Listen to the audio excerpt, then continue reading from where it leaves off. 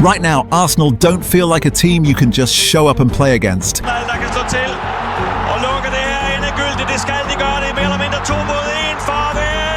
They feel like a puzzle you have to solve, and most Premier League managers are finding there aren't enough pieces. The right player, they scored the right goal, and we are in Wembley. We are so happy. As of early February 2026, Arsenal sit top of the league. 16 wins, 5 draws, 3 losses, 53 points from 24 matches in the Premier League. They've been setting the pace all season. But it's not just about the points tally. It's about how the games unfold. Teams aren't losing because Arsenal caught lightning in a bottle. They're losing because Arsenal decide where the match gets played, how much time you get on the ball, and what kind of risks you're backed into taking. And when the fixture list piles up, Arsenal looks sharper, not shakier. Domestically, they've already punched their ticket to Wembley, making the Carabao Cup final after beating Chelsea 4-2 on aggregate, with Kai Havertz coming back from injury to settle the second leg late. In the FA Cup, they're still in it, comfortably, through to the 4th round. In Europe, Arsenal went a perfect 8 for 8 in the Champions League phase, a flawless run in the competition's new format. And these weren't soft touches. They dismantled Atletico Madrid 4-0 in a performance that had pundits scrambling for superlatives. They handled Bayern Munich on another high-stakes European night that proved they can hang when the game turns elite and unpredictable. Then came the kind of away trip that used to rattle Arsenal,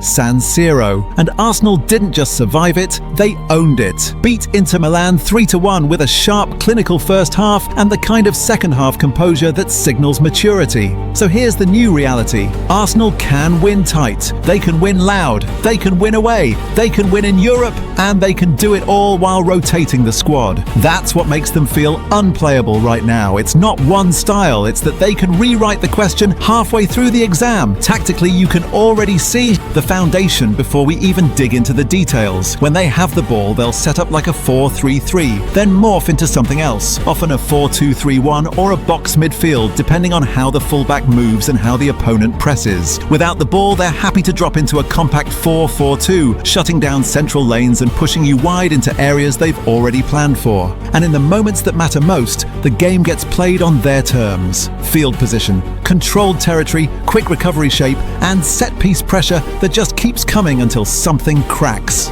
That's the setup. Now let's get into the first trick, the one that turns good teams into frustrated ones inside 15 minutes.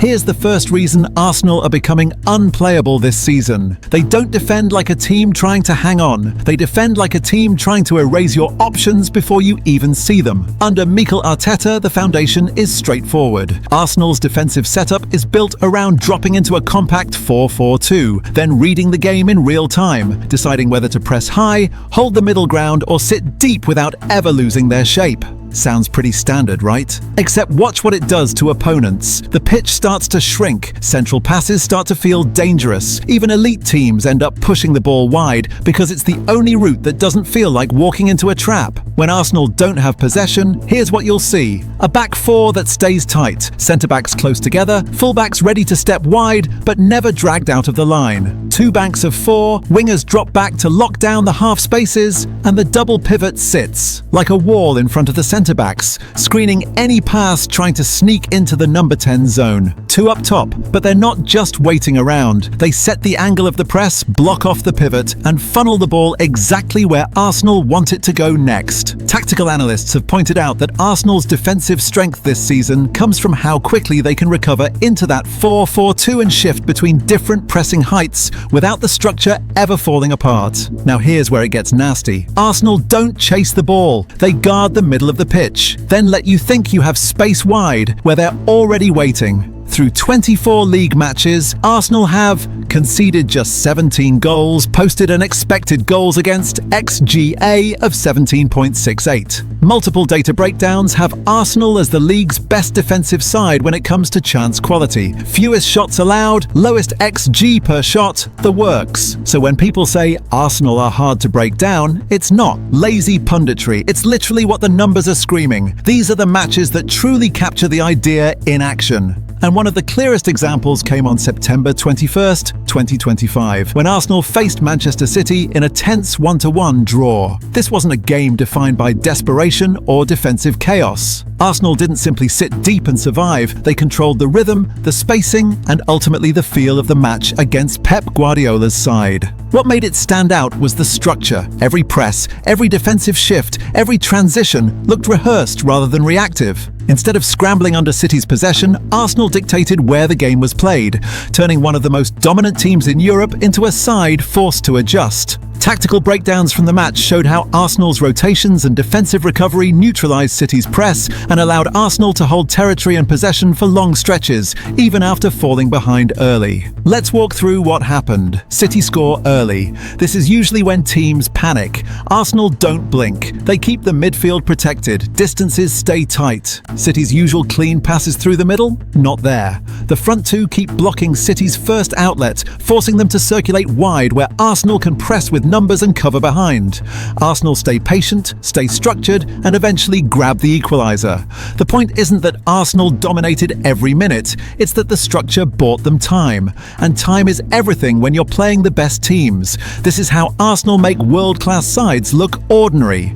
Not by outplaying them start to finish, but by refusing to let them build any rhythm through the centre of the pitch. Fast forward to the Carabao Cup semi-final second leg against Chelsea, and you see the same defensive logic, just applied to a different situation. Protect the aggregate lead, lock down the middle, keep the game boring. Match reports described how tight and suffocating the game felt, both teams struggling to create anything dangerous for long stretches before Arsenal's late counter settled it. That's the control block again, not pretty, but absolutely ruthless. And it's going to fall for Kai Havertz against his former club. Havertz for Wembley. Why this breaks Premier League managers? Because it forces them into a lose-lose situation. Option 1, try to play through the middle. Arsenal are compact, they're reading your passes, and the second the ball enters a dangerous zone, you're getting swarmed. Option 2, go wide and swing crosses in, which is exactly what Arsenal want. Because wide possession is slower, easier to press, and easier to defend when you've got your distances set.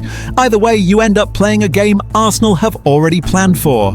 And that's the real shift this season. Arsenal aren't just harder to beat, they're forcing managers to scrap their game plan by the 20-minute mark. When opponents sit deep against Arsenal in 2025/26, the first job isn't to create chances. The first job is to trap you in your own third long enough that corners and free kicks become inevitable. That's the hidden edge. Arsenal don't treat set pieces as plan B. They treat them as the most repeatable part of sustained pressure, and this season it's become one of the clearest reasons they feel unplayable. By late January, the numbers were already screaming. Arsenal had scored 19 goals from corners across all competitions. In the league alone, 17 of their 40 goals came from set pieces, including penalties. Their corner delivery is heavily skewed toward in-swingers, 81% of them. And the two primary takers, Declan Rice and Bukayo Saka, had created 8 and 5 goals from corners respectively. That isn't good execution, that's a system. And it's built on 3 ideas that keep repeating no matter who the opponent is. Against low blocks, Arsenal's possession isn't passive. It's territorial. Their spacing pins you back, their wide rotations keep the ball in your half, and the end product isn't always a clean shot. Sometimes it's a deflection, a block, a save, because every one of those outcomes increases the chance of a corner, and Arsenal have basically industrialized what happens next. This is why set pieces become the perfect bridge between styles. When open play gets crowded, Arsenal don't need to solve the block with one genius pass. They can grind you into a dead ball situation and then run their rehearsed patterns. You saw this play out perfectly at Newcastle in late September. Arsenal trailed late in the match, but they'd spent the whole second half camped in Newcastle's third, winning corner after corner. Newcastle survived open play for long stretches, but as the corners stacked up, their defensive line started defending the box rather than defending the ball. Clearances turned into flicks, marks turned into wrestling matches, and the keeper stopped owning the 6-yard space. Then in the 84th minute, Mikel equalised with a header from a Declan Rice delivery off a short corner. And in the 96th minute, Gabriel won it, again with a header from a corner, this time delivered by Odegaard. 2 set pieces, 2 headers, 3 points. Odegaard's corner. Oh, they've stolen it!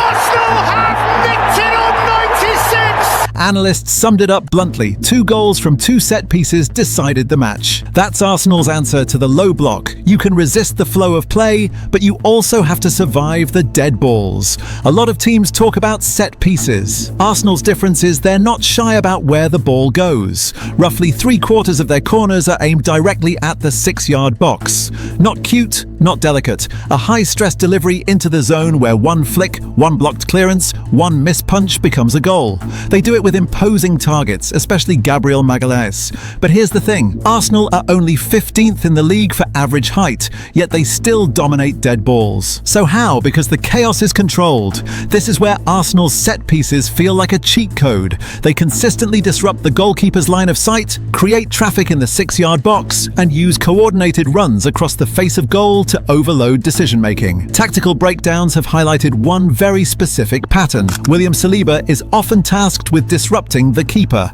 a detail that's mattered in several big moments this season, and it isn't rigid.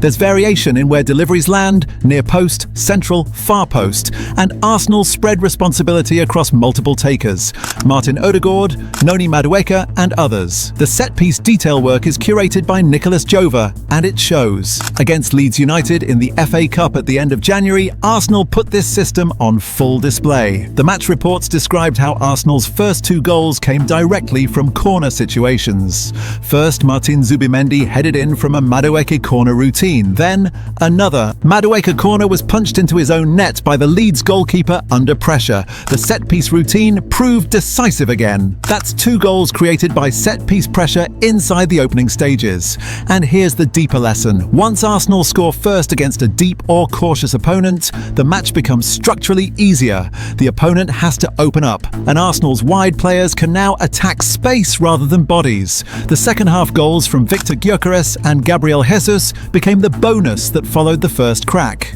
The 4-0 scoreline looked dominant, but it started with dead ball discipline. And if you think this is just a Premier League trick, look at what happened against Atletico Madrid in the Champions League. Performance insights from that match highlighted that Arsenal's set-piece quality produced 2 of the goals in their stunning 4-0 win. That matters because it answers the skeptic's question: does it hold up against elite European organisation?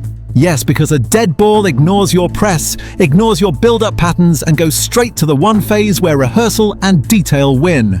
Because it turns a low block into a slow trap. If you sit deep, Arsenal will keep you pinned long enough to stack corners, turn those corners into high-stress 6-yard events, and eventually score, often without needing a perfect open play chance. And once that first goal arrives, the opponent's entire plan collapses. Now we get to the mechanism, because Arsenal in 2025/26 don't just build from the back, they change the entire geometry of the pitch while you're trying to press them. One minute you're setting traps for a normal 4-3-3. The next minute their backline has morphed into a 3, the midfield has become a box, and suddenly your pressing triggers don't make sense anymore, and that's the trick. Arteta doesn't ask Arsenal to beat your press with individual brilliance. He asks them to beat it by changing shape. Tactical observers have noted that Arsenal regularly flip between 4-3-3 and 4-2-3-1 structures as they move from build-up into the final third.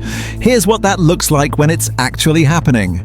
In the build-up phase, Arsenal convert into a back 3. One midfielder drops in between or alongside the centre-backs to give them an extra body. The fullbacks push forward, pinning the opponent's wingers deeper and stretching the press horizontally. The midfield becomes a box 2 sitting, 2 higher, which creates constant passing triangles and gives Arsenal a numerical advantage against most Premier League front presses. You could see this play out perfectly against Liverpool in January. Arsenal routinely shifted their backline into a 3, with either Declan Rice or Martin Zubimendi dropping between or alongside the centre-backs, while both fullbacks bombed forward and forced Liverpool deeper and deeper. That's not possession for possession's sake. That's a calculated move to push your press backward and make you defend closer to your own penalty area. Most presses are built on clear references. Press the centre-backs, lock down the pivot, cut off the wide outlet, trap the next pass. Arsenal mess with all of that by constantly shifting who occupies which space. The half spaces, the inside channels, the wide lanes, the second pivot position.